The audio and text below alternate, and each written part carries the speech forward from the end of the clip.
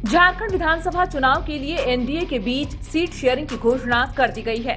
रांची के प्रदेश बीजेपी कार्यालय में शुक्रवार को बीजेपी और आजसू ने प्रेस कॉन्फ्रेंस कर सीट शेयरिंग का ऐलान किया है। झारखंड में एनडीए के अंदर बीजेपी 68, आजसू 10, जेडीयू 2 और एलजेपी रामविलास 1 सीट पर चुनाव लड़ेगी। चुनाव के लिए बीजेपी ने अपने सहयोगी दलों के साथ सीटों का बंटवारा तय कर लिया है। बीजेपी के चुनाव प्रभारी शिवराज सिंह चौहान और सह प्रभारी हिमंता विश्वा शर्मा ने रांची में एक प्रेस कॉन्फ्रेंस कर इस बात की जानकारी दी है। झारखंड के ये चुनाव सत्ता पर कौन काबिज होगा केवल इसका चुनाव नहीं है, ये झारखंड की अस्मिता बचाने का चुनाव है। झारखंड में माटी, बेटी, रोटी बचे, नौजवानों के रोजगार सुरक्षित हो, महिला सशक्तिकरण हो, गरीब कल्याण हो, किसानों का उद्धार हो और भ्रष्टाचार का हम सफाया कर पाए, सुशासन और विकास दे पाए। इसलिए झारखंड में हमने फैसला किया है, केंद्र ने फैसला किया है, केंद्रीय नेतृत्व ने भी तय किया है कि झारखंड के ये चुनाव एनडीए लड़ेगा मिलकर। देता हूं, आजसू जनता दल और लोजपा का साथ कोई सीट का सरसा और बाकी नहीं है। क्या बाकी है? स्ट्रेटेजिकली अगर हमें लगता है कि कोई एक सीट में, 2 सीट में आजसू आगे और लड़ने से हमारा गठबंधन का फायदा होगा, या आजसू को लगे कि ये सीट में बीजेपी लड़ने से गठबंधन का फायदा होगा, तो ये गठबंधन का फायदा के लिए हम नामांकन का अंतिम तिथि तक पूरा रास्ता खोल के रखता हूं। जब बीजेपी का भी सीट अनाउंसमेंट होगा तो आपको लगेगा कि 1-2 सीट हम लोग खोल के रखूंगा। सरसा और स्ट्रेटेजी, और सुदेश जी ने एक बहुत महत्वपूर्ण बात बताया कि आज से हम लोग एनडीए का हिसाब से सोचूंगा, अभी हम बीजेपी और आजसू का हिसाब से आज से नहीं सोचूंगा। यहाँ से आगे हम एनडीए का हिसाब से ही आंसर करूंगा, एनडीए ही हमारा प्रमुख रहेगा। मीडिया से बात करते हुए केंद्रीय मंत्री और झारखंड चुनाव प्रभारी शिवराज सिंह चौहान ने कहा, राज्य में बीजेपी, आजसू, जेडीयू और लोजपा रामविलास साथ मिलकर चुनाव लड़ेगी। चुनाव प्रचार भी हम साथ में करेंगे।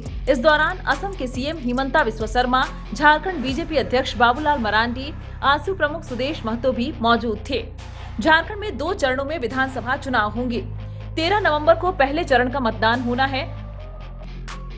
25 अक्टूबर तक उम्मीदवार नामांकन दाखिल कर सकते हैं। पर्चों की जांच 28 अक्टूबर को की जाएगी।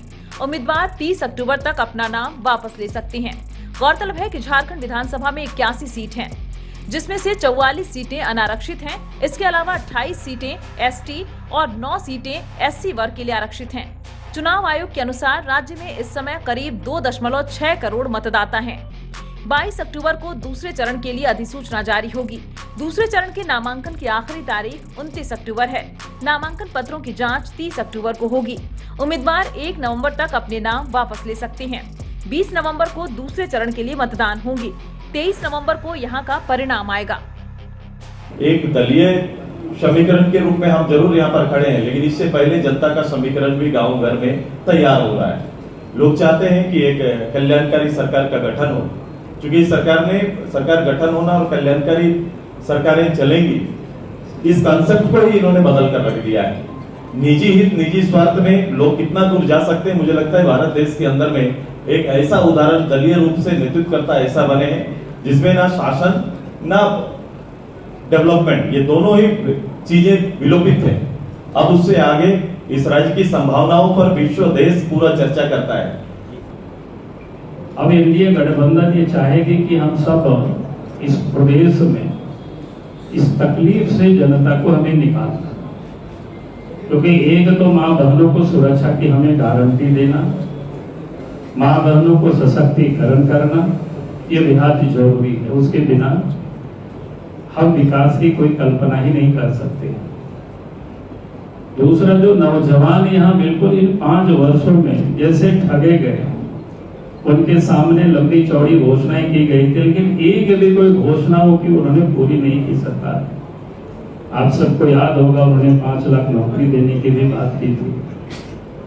और इतना तक कि जो व्यक्ति अपने पिताजी का जो कसम खाए थे कि हम शिबू सोरेन के बेटा है, अगर काम नहीं करेंगे, नौकरी नहीं मिलेगी 5 लाख तो हम संन्यास ले लेंगे।